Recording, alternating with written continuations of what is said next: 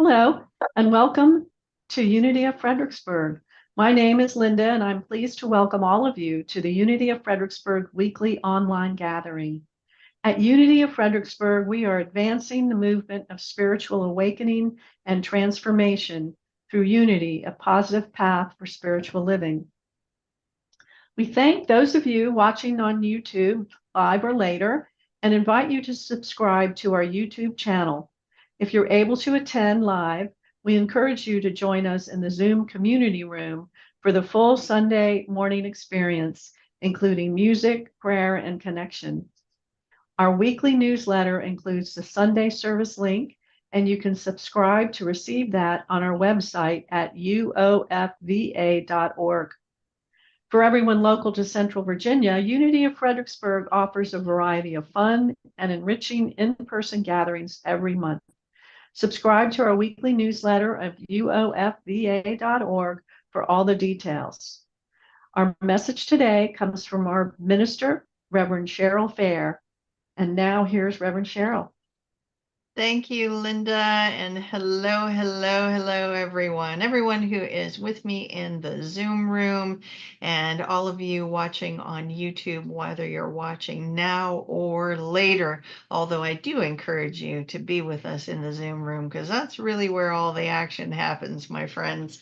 Following the message and meditation, we've got music and prayer time together. So I do encourage you to join us in the Zoom room.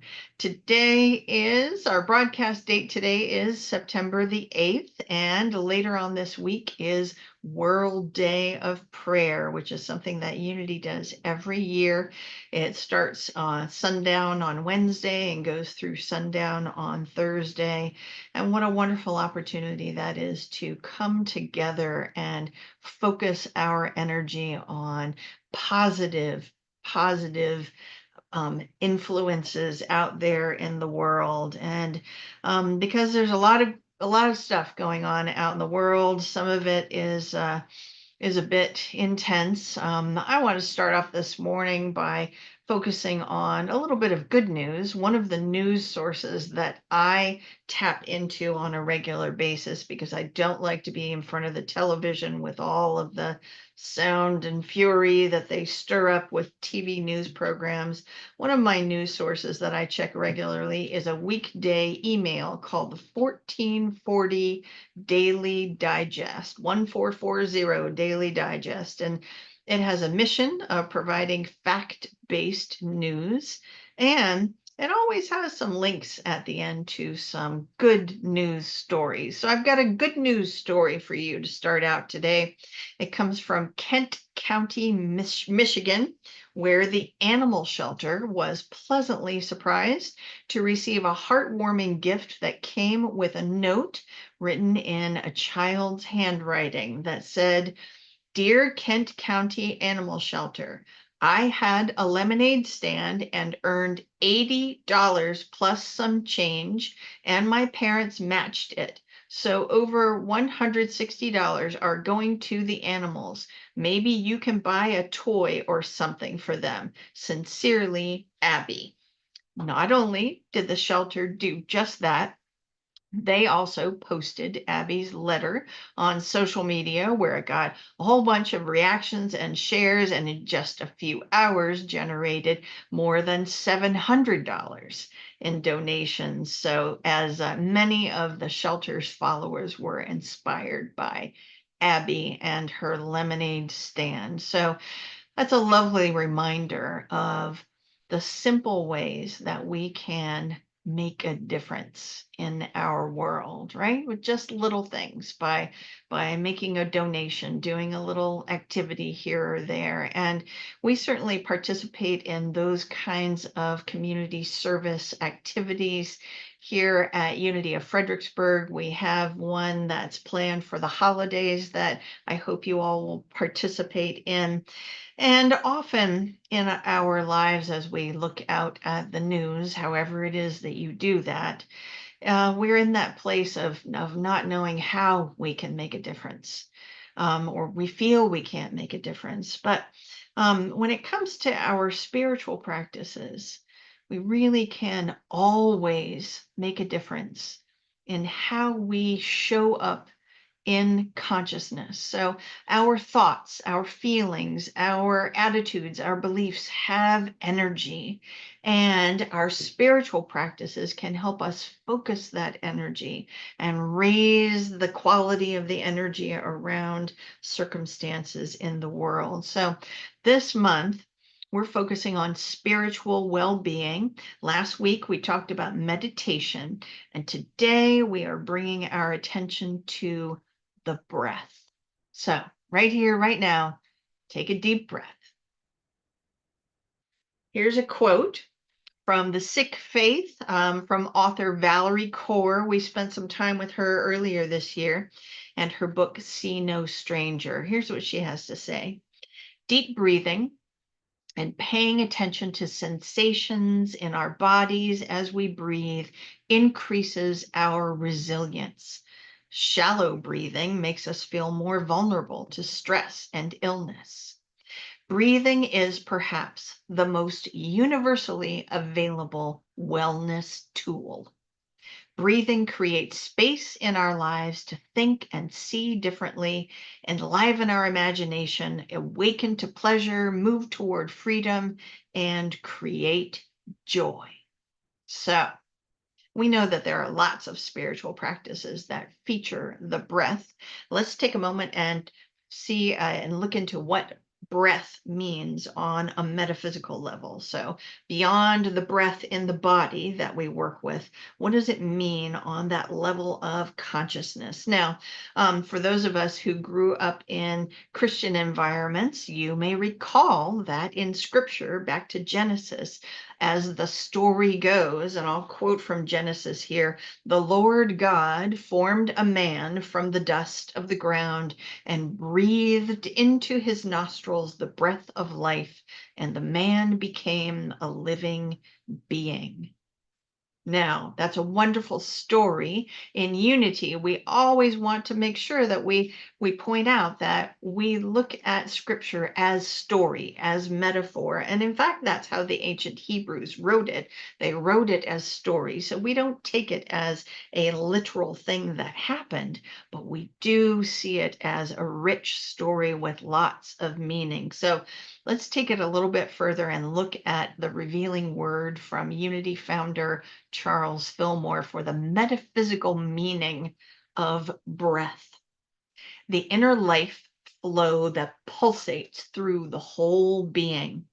The breathing of the physical human corresponds to the inspiration of the spiritual human. When any person is inspired with spiritual ideas, they breathe into the nostrils the breath of life. So now, our Unity founders were very well versed in the Hebrew scriptures and Christian scriptures and working to bring those old teachings forward into a new practical approach. So another source I have for you today is Emily Cady.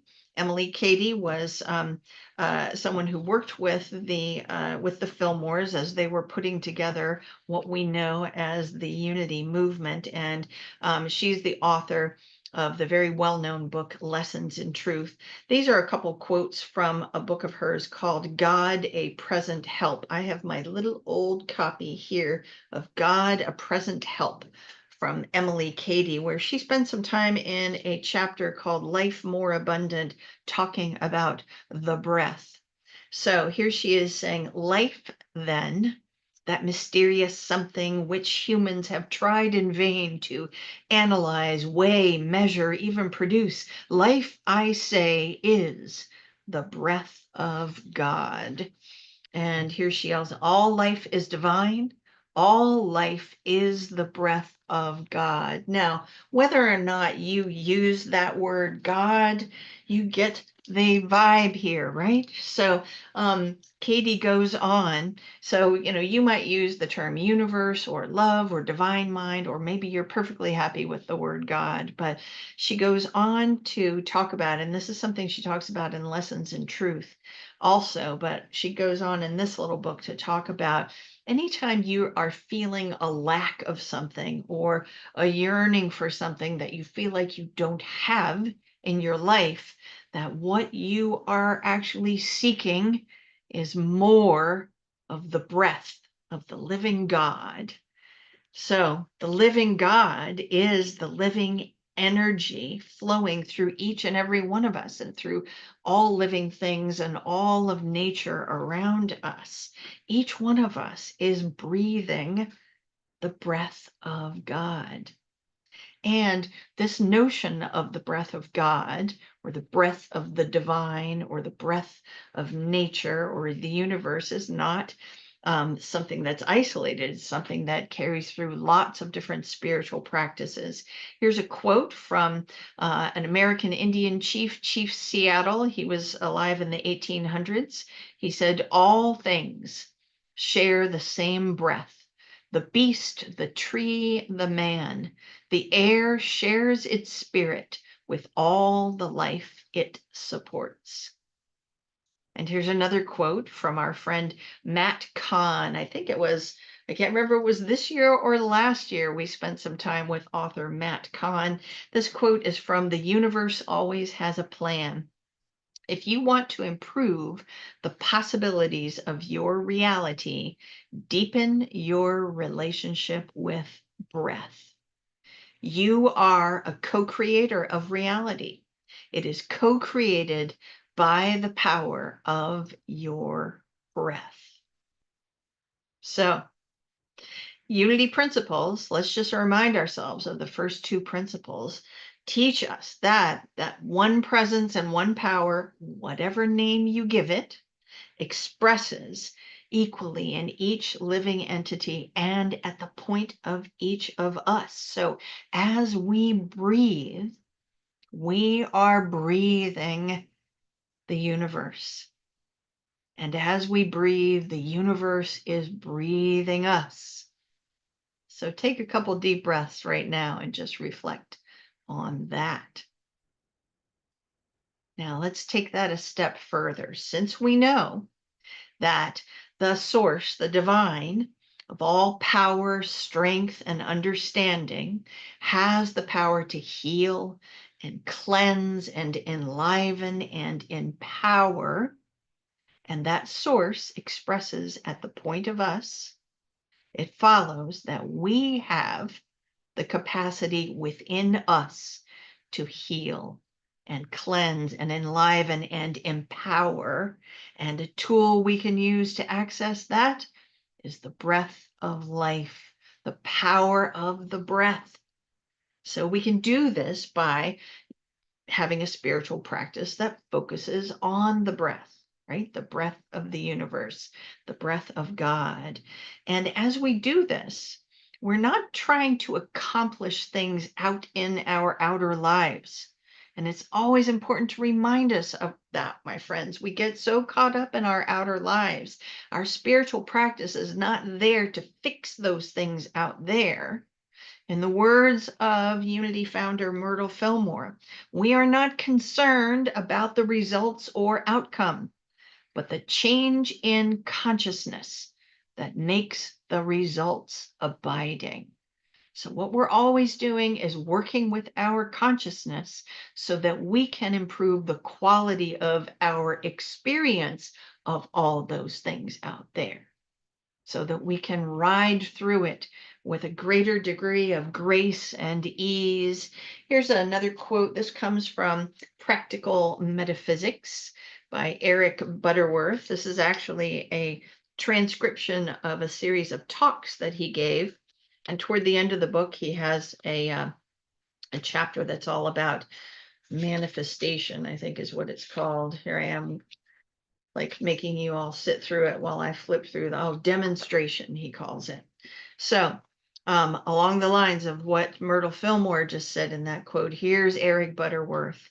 "We're not trying to work out something from without, but we're trying to release that divine flow from within.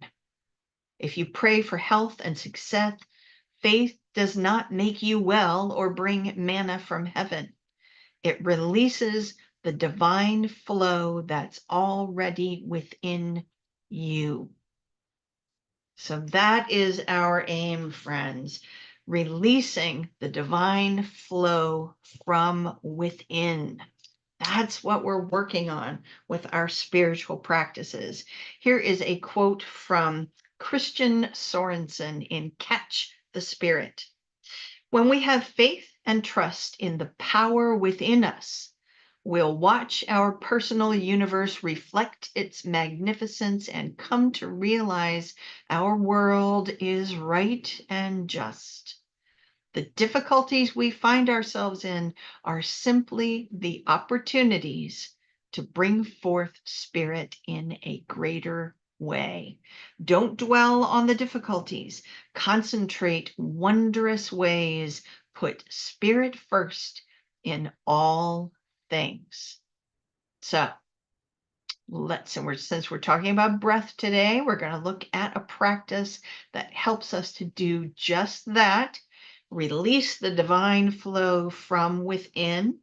This is a Tibetan Buddhist practice called Tonglen.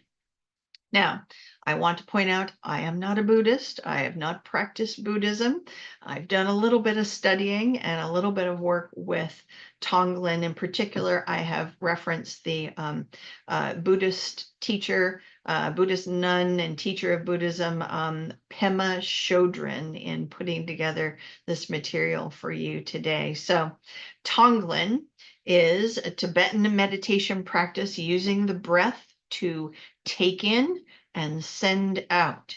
Now, from my unity perspective, I add a little something in the middle there. So what I say is that we're going to practice take in, transform, and send out.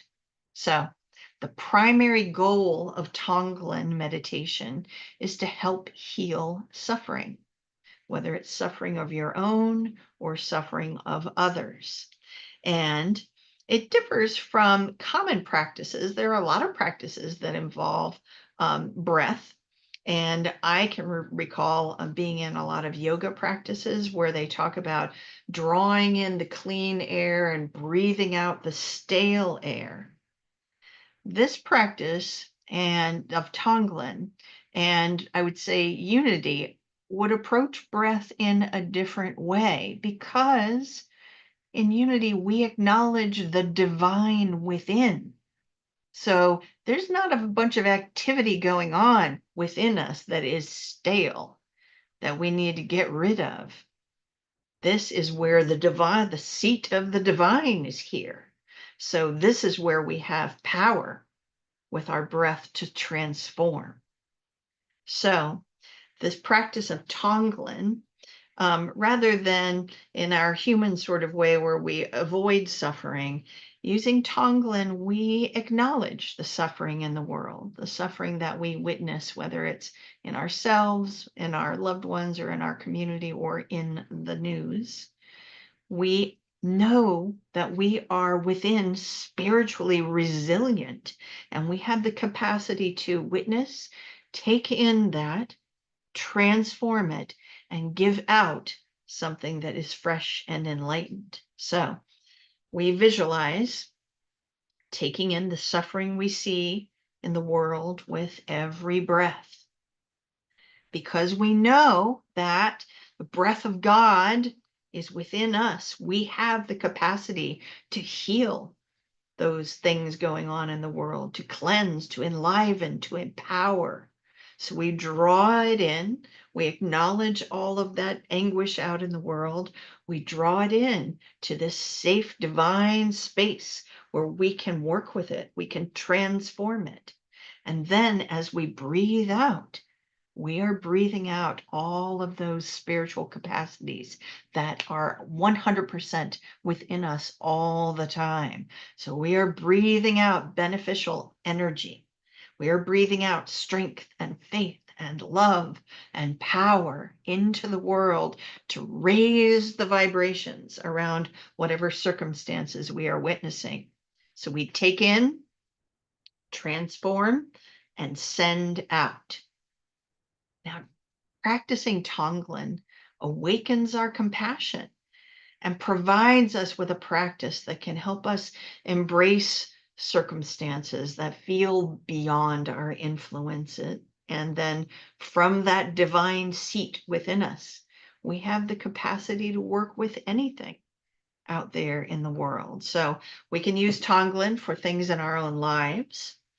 We can use it to witness things out in the world, whether it's illness or injustice or suffering. We can breathe in for ourselves. We can breathe in for those that we, are witnessing going through traumatic things. And we can breathe out. We can do that work of transformation in spirit and then breathe out beneficial energy into the world. So let me talk you through it. And I'll probably be using a lot of extra words right now, so you probably won't be able to breathe exactly with it, but just kind of follow me. So you begin the practice, of course, with a few deep breaths to kind of come to center, quiet the mind, open the heart, affirming the one presence and one power. Bring to mind a situation that you would like to address, whether it's yours or something you're seeing out in the world. And you take that moment of breathing in to acknowledge all of the pain, all of the suffering, the conflict, the upset. Breathe in all of the darkness around it, the heat, the heaviness. And as you bring it within, you shine the light of spirit into every aspect of that circumstance. And then breathe out coolness, brightness, light. As you breathe in, you breathe in completely, taking in all of that negative energy all the way through all the pores of your body, because the divine seat is within you, my friends. We hear this over and over and over again. Jesus says, the Father and I are one. Within you, you have the capacity. So as you breathe it in, then shine the energy of healing and cleansing into every aspect of that situation, and breathe out, radiating positive energy completely through every pore of your body. Now, it takes some practice, right? As you practice that, taking in, transforming, and sending out. But as you practice with it, you will continue to feel, as you continue with it, you'll feel a genuine shift of energy around the situation, certainly around your experience of the situation, your own consciousness, because of course that is all that you have to bring to the world, right? Is the energy of your own consciousness. So even as you may be trying to work with a situation that's outside of you, you really are just working on shifting your own consciousness. So this is a practice you can do for yourself, breathing in the energy of your anxiety and breathing out ease and confidence. You can do this on behalf of someone you love, breathing in their pain, shining the light of the divine on it, and breathing out relief for them. And you can do this on behalf of a stranger, breathing in their sense of confusion, shining the light of enlightenment, and breathing out clarity on their behalf. So you can do this to help transform a relationship you find difficult.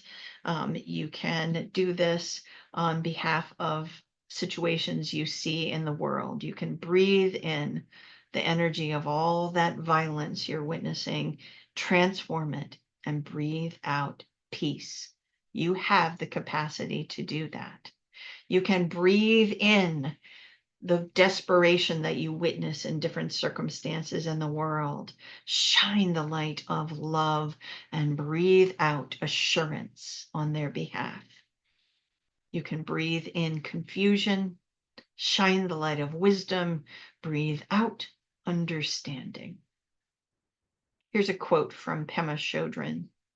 Tonglen can extend infinitely. As you do the practice, your compassion naturally expands over time, and so does your realization that things are not as solid as you thought. As you do this practice gradually at your own pace, you will be surprised to find yourself more and more able to be there for others, even in what used to feel like impossible situations. So I invite you, my friends, to give it a try this week. Make a good effort, right? Just take in a concern, transform it, breathe out light and love. If it turns out that it doesn't work for you, at least you've given it a try. You can always go back to however it is you were breathing before, okay? So we're going to right now start to prepare for our time of meditation. I have one more quote for you as we close out this time talking about the breath. It's from Sue Patton Teeley in The Mindful Woman. Breath is the bridge between body and mind, and its gateway to the present moment. Breathing is the first thing we do after birth and the last thing we do before death.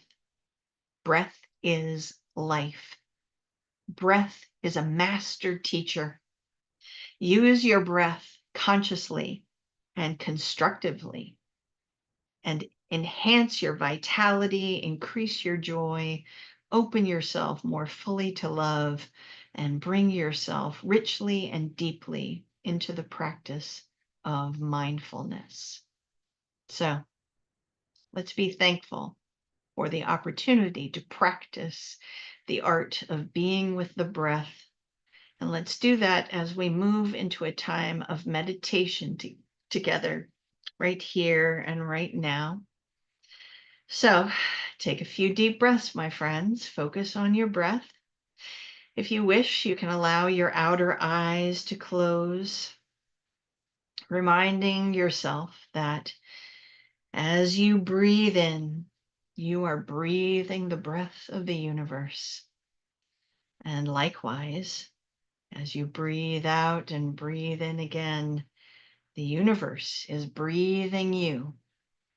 So there's no need for us to do any practice right now. Let us now just move into sitting in the stillness together right now.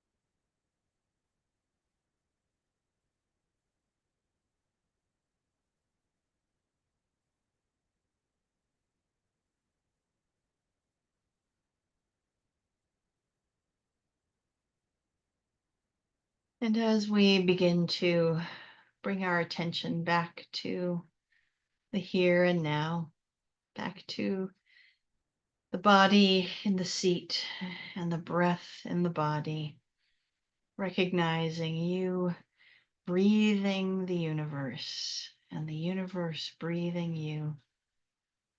We will close out this time of meditation with an affirmation.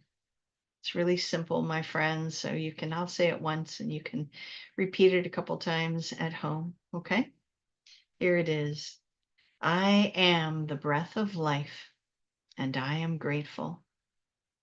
Say it with me, friends. I am the breath of life and I am grateful. Let's do it one more time. I am the breath of life and I am grateful. So I am, my friends, and so are you. That's it for me today. I'm going to hand it back to our friend Linda.